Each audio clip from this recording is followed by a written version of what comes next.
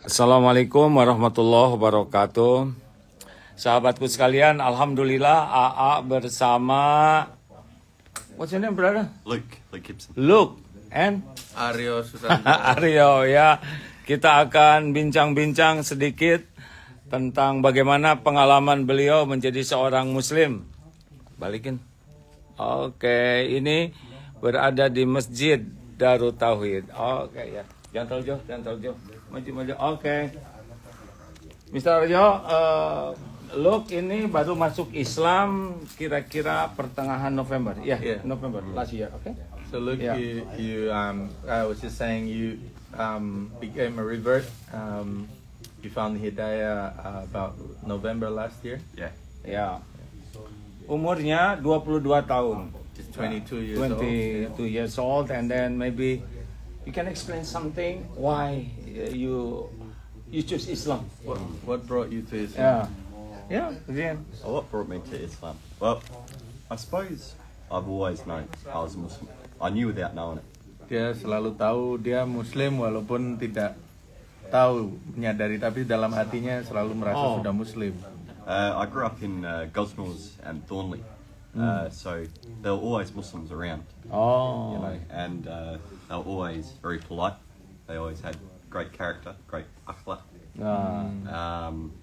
You know, and around the time I gained sort of cognizance, there was a great campaign of racism against Muslims around 2013 in Australia. Jadi dia tumbuh besar di daerah Gosnell Thornley yang memang di Australia Barat ini banyak penduduk muslimnya, dan selalu dia dikelilingi muslim-muslim yang berakhlak baik. Ini dia selalu, dan dia di saat itu dia tumbuh besar di saat muncul banyak kampanye untuk rasis terhadap orang Islam. Jadi Satu sisi melihat banyak tetangganya yang baik, satu sisi rasis ke Islam, jadi beliau melihat fakta akhlak yang baik. Silakan. So, because of that campaign, I started researching Islam more intensely. I'd grown up Catholic. My father is an Irishman, and I'd always been interested in religion, but I had some negative experiences with the Catholic Church. I thought to myself one day, the Pope had just canonized a saint, and I said, how can a man born on earth determine the status of someone's soul in the Akhirah? You know, and that was my disenchantment with the Catholic Church. And then I believed in nothing for a period of 5-6 years. Do you want to? Yeah. Jadi beliau ini terlahir tadinya Katolik, berasal dari Irlandia bapaknya, dan dia ada pengalaman negatif yang di suatu saat dia melihat kok ada paus mengangkat santo, ya, mengangkat orang suci, di mana dia berpikir betul. Jadi dia merasa kenapa kok ada kekecewaan, kenapa kok manusia bisa menentukan harkat manusia lain. Akhirnya dia memilih untuk tidak beragama gitu. Untuk 5-6 tahun ya. Ya, selama 6 tahun. Okay. So the next stage was, you know, it was COVID, and it was a very stressful time for everyone. You know, and there were some things that I had many things. I had a stable job, you know, I had peace in my life, but I still felt there was something missing in my heart. There was just this unspeakable gap that I couldn't wrestle, that I couldn't deal with. And then I started researching the religions, and alhamdulillah, the Muslims were the most open. I walked to them and they ran to me. You know. Insyaallah. Yeah. Wah, it's very important. So jadi setelah ada kekosongan iman itu, COVID melanda. Nah, si masa COVID itu kan banyak orang bingung. Nah, dia terus kemudian merasa perlu pegangan, mencari agama. Dari semua agama itu yang paling terbuka kok Islam. Dia berjalan, orang Islam berlari ke dia. Jadi dia merasa benar-benar disambut dengan orang-orang Islam. Masya Allah. And you know, from there I started to learn about the Prophet Muhammad. Sallallahu alaihi wasallam. And I've always been a student of history, and never in my life have I seen such miraculous character. You know, I just read the Prophet's stories, and I read the stories of his companions. My favorite being Bilal. Yeah, mashallah. And I saw his perseverance through suffering. I'd started a job labouring for bricklayers, and I was in such pain all the time.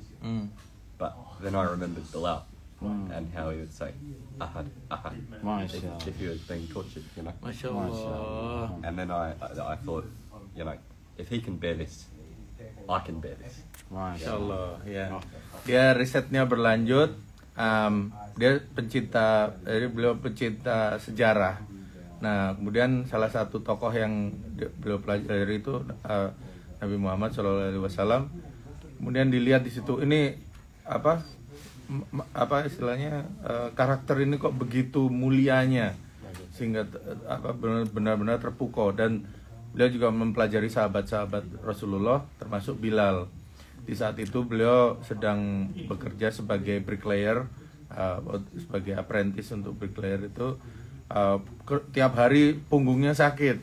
Terus dia ingat, oh kalau Bilal bisa disiksa seperti itu, aku bisa. Jadi selalu ingat ucapan Bilal bahwa Ahad, Ahad, mengingat Allah. Masya Allah. Sahabatku sekalian, begitu Allah mengajari kita ya, sahabat kita ini dalam usia muda, pencarian, kemudian dan Allah membimbing dapat hidayah, dan kata kuncinya belajar. Beliau belajar karena hidayah itu syariatnya akan lebih kuat dengan belajar dan diamalkan ya. Banyak kita orang Islam tidak punya waktu untuk belajar, jadi kita hanya tahu tapi tidak paham. Dari tahu ke mengamalkan itu harus lewat paham dulu. Jadi kalau kita tidak paham, bagaimana kita bisa mengamalkan indahnya Islam? Mengapa kita tidak paham? Kita tidak pernah punya waktu untuk belajar. Jadi dua kelemahan terbesar umat Islam yang tidak merasakan indahnya Islam. Satu, lemah dalam ilmu agama Islam, kurang belajar.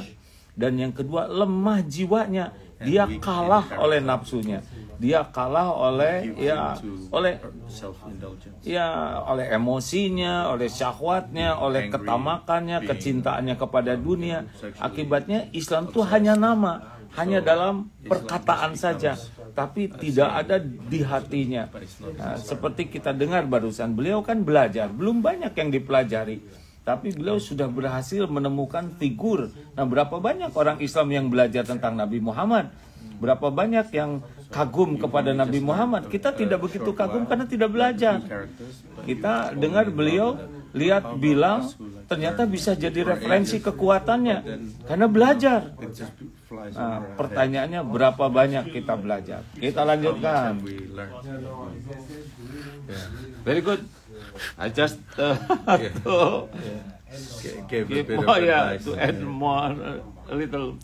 Oh, okay, silakan. So, just about your journey, like after you reverted, did you find any difficulty in actually accessing, like how to salat, how to perform the salat, or how to perform the daily rituals, and if you're performing salat, was it easy for you to understand why we do it? Luckily, I had a very good teacher. By the name of Osama Hassan, a Pakistani brother. He really, every Sunday, he would help me out, basically teach me the very basic Hanafi, Shafi, when it comes to prayer.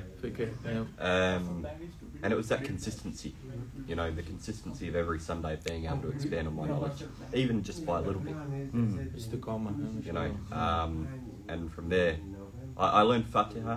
I learned my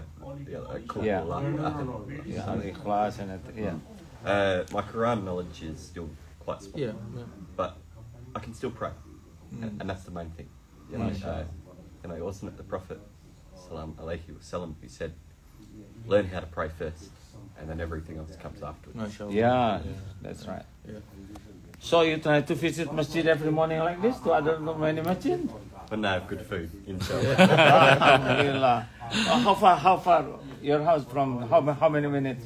It used to be further. It used to be 25 minute drive, but now not so far at all. 10 minutes. Masya Allah. How do you feel to visit masjid every morning with the distance far? Alhamdulillah. You know, like there's so much. You know, I've actually started the practice of walking to the masjid close to my home in the morning, and there's so much barakah in it. Yeah, You know, mashallah. every morning, with every step I take, I feel 10 times lighter. Yeah, By the time I get back from the masjid, I almost feel like I'm flying. Yeah, Masya Allah. It's this unexplainable feeling. Yeah. It's something that you never got. When I went to church, I dragged my feet. I can't believe I have to sit for an hour Yeah. and I stand up, sit down, do this and that. But at the masjid, I never get that feeling. Masya Allah. Ayo jelaskan lebih dalam. Jadi, tadi pertanyaannya bagaimana selama menjadi mu'alaf, apakah ada kesulitan belajar tentang agama?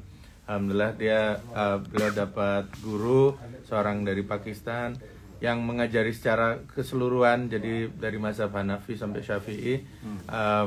Itu tentang pertama sholat, karena beliau mengingatkan bahwa dari Rasulullah sendiri Sallallahu Alaihi Wasallam mengucapkan bahwa yang pertama itu dirikan sholatmu dulu. Jadi dia mengawali dengan belajar Al-Fatihah, Al-Ikhlas yang sederhana, walaupun ilmu Qur'annya masih sedikit, tapi belum mendalami sholat itu, makna sholat. Kemudian sama ditanya gimana, jauh nggak dari masjid? Ternyata tadinya jauh 25 menit, sekarang 10 menit. Dan beliau sekarang juga sering berjalan ke masjid terdekatnya. Dan beliau merasakan dengan setiap langkahnya itu merasa lebih ringan, dan pulang dari masjid itu seperti terbang. Jadi kayak ketagihan untuk ke masjid. Masya Allah, kalah saya. Iya, kalah. Muslim dalam kalah. Sahabatku sekalian ya, ini memang bagaimana kita punya handphone, kemudian kita selalu mencari colokan yang terdekat. Mencari colokan ya kan, karena itu adalah power. Nah, it's like if we have a phone. Iya, every time. Nah, sebetulnya hidup kita tuh intinya hanya menunggu waktu sholat. Ya, hanya itu, dari subuh nunggu ke duhur, di antara waktu sholat itu diisi dengan berbagai bentuk ibadah lainnya, bekerja, belajar, ngurus keluarga, olahraga. Nah, itu semuanya jadi ibadah. Nah, kalau sholat kita bagus, TBM, tepat waktu, berjamaah di masjid bagi lelaki ya khususnya, tepat waktu, on time, berjamaah, dan di masjid. Karena kita dengan masjid itu seperti ikan dengan air. Jadi kalau lelaki Islam dengan masjid itu pasti nyaman kalau dia punya iman. Kalau keluar jarang ke masjid, maka kita seperti ikan tidak di dalam air. Wah, pasti gelisah terus, tidak pernah tenang ya, tidak ada ketenangan. Karena kita masuk ke air seperti ikan masuk ke kolam itu nyaman, seperti yang beliau rasakan. Nah, makanya pengalaman ini bagus sekali untuk bahan renungan. Ini baru Islamnya belum setahun, ternyata sudah merasakan nikmatnya ke masjid, ketagihan ke masjid, beda rasanya. Nah, ini nikmat yang sangat besar. Kalau kita terjaga ke masjidnya, urusan lain dibuat ringan. Kalau kita sudah tidak terikat ke masjid, pasti urusan lain itu membelit-belit terus, membuat kita tidak menikmati apapun. Jadi mudah jengkel, mudah tersinggung, mudah marah, tidak tenang, di keluarga tidak tenang. Ya, terus apa lagi? Padahal kita belum tentu panjang umur. Ya, ini jadi lebih banyak penjelasannya. Tapi mengerti kah? Jadi saya jelaskan. Oh ya, thank you. So, amongst the things that you have learned the most, I was just wondering, what is the thing about Islam that you are most curious to learn more about? Apa yang ingin dipelajari lebih lanjut lagi untuk saat ini? Well, I mean, I still have a lot to learn. Yeah. You know, I'm still a neophyte, still a beginner. But in terms of what's always interested me, Sirah, the finer points of Sirah have always interested me. Quran, learning how to read, and maybe Arabic as well. You know, I'd be curious to learn that. But you read translate also? Yeah, Of course, yeah. But I think, you know, like there's, if I can use it in Salah, Yeah. then it gains more practicality as well. Yeah, mashallah. You know, I have to learn some basic fiqh. You know, I've been putting that off. I have to start getting into it. Yeah. You know, one thing I'd like to say is that I'm never going to be a sheikh or a scholar. Yeah. You know, I'm a working man. I've always Yeah. been a working man, Yes, and I yeah. always will be. Yeah. But learning the basics, you know, it's not so hard. Yeah. You know, and it can help every one of us, even if we aren't literate, even if we aren't, you know, the most academically inclined. Yeah. You know, just, you know, the Prophet Sallallahu Alaihi Wasallam, he said he came to make things easy for people, Yeah. not hard. Yeah. Yeah. And I've found that when I've come to this community, things have been made easy for me.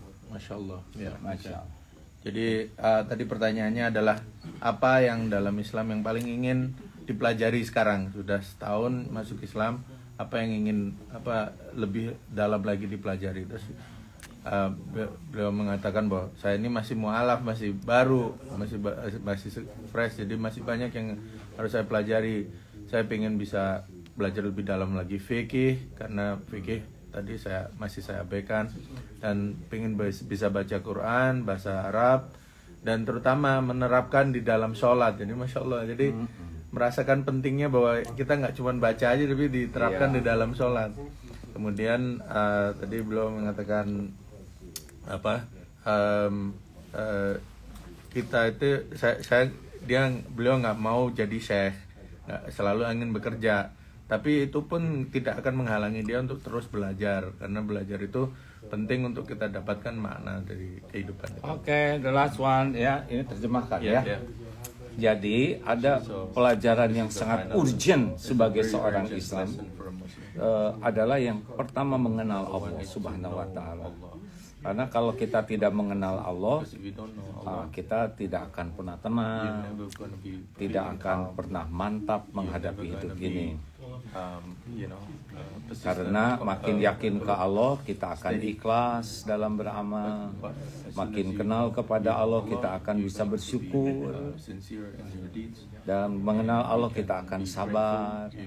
Mengenal Allah, kita akan tawakal. Semua kebaikan terkumpul kalau kita yakin ke Allah. Dari mana kita mengenal Allah? Dari Al-Quran. Makanya baca Al-Quran dengan terjemahnya bagi yang belum bisa bahasa Arab.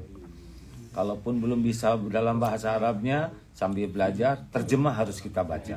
Ya. Karena kalau baca dalam bahasa Arab itu sangat bagus, kita dapat pahala. Tapi kalau dalam bahasa Arab dan terjemahnya, kita dapat hidayah. Ya, itu luar biasa pentingnya. Nah, yang kedua, kita pelajari sirah Nabi Muhammad. Nah, karena Rasulullah adalah orang yang paling mengenal Allah. Jadi makin kita mengenal Al-Quran, mengenal Rasulullah, insya Allah kita akan merasakan nikmatnya Islam ya. Selain fikih dan sebagainya itu harus pelajari. Ini saya ngomong begini karena ini diterjemahkan jadi rada-rada. Jadi kesini iya. Oke, terima kasih. Ada pesan-pesan terakhir tidak untuk Any messages to our brothers and sisters in Indonesia? Yeah, just not only in Indonesia, around the world. Around the world, yeah. around the world. Yeah. Oh my goodness. Just remember Allah. Yeah, mashallah. You know, reach out to new Muslims. Run to them. Yeah. Embrace them. Yeah. And feed them good food. No. Masya Allah. Masya Allah. Jadi yang terjemahin nanti saya gongnya. Jadi pesan untuk sahabat-sahabat Muslim itu adalah selalu ingat Allah, zikrullah. Nomor 1 itu ya. Nomor 2, kalau mengenal seorang mu'alaf, berlarilah kepada mereka, rangkullah mereka, dan berilah makanan yang enak-enak. Insyaallah mantap.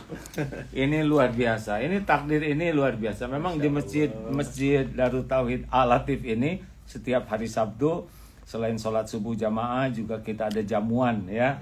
Dan beliau sengaja datang ke sini jauh-jauh silaturahim kepada kita dan masya Allah yakin pertemuan ini translate Iya. yakin pertemuan ini pertemuan ini sudah diatur Allah sedemikian rupa dan Allah mengajari kita lewat beliau yang belum 1 tahun mendapat hidayah, ternyata semangat kepada belajarnya tinggi, semangat ke masjidnya tinggi, semangat untuk ingat Allahnya juga tinggi, memperbaiki sholatnya, dan juga semangat untuk mengingatkan kita yang sudah Islam duluan untuk merangkul, meraih para mu'alaf itu ya, karena kita yang sudah diberikan hidayah lebih awal harusnya memperhatikan saudara kita yang dititipkan Allah ini. Terima kasih sahabatku sekalian. Alhamdulillah. Di sini sampai hari Senin bagi yang akan ikut pengajian, insya Allah malam Senin ya pada maghrib kita ada pengajian. Sudah itu ada barbecue di Masjid Al-Latif. Thank you brother. It's nice to meet you. You are very very handsome. Yes, that's also true.